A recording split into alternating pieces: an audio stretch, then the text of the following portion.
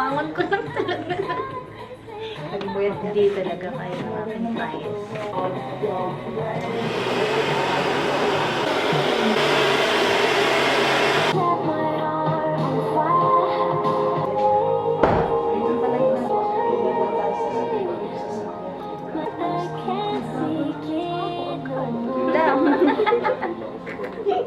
Glangso.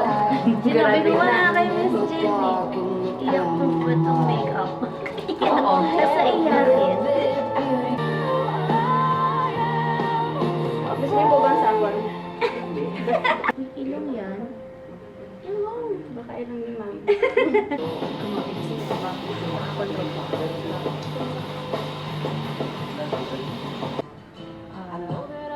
Blow out siya.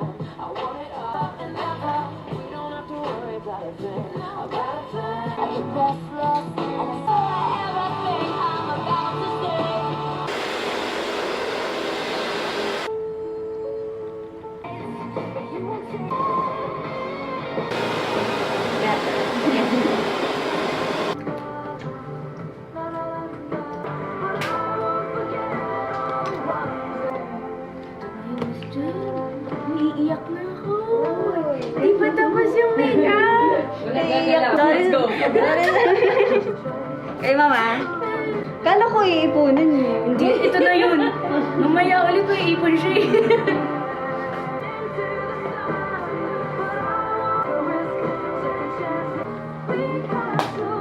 Ang transformation naman ito dun sa una natin.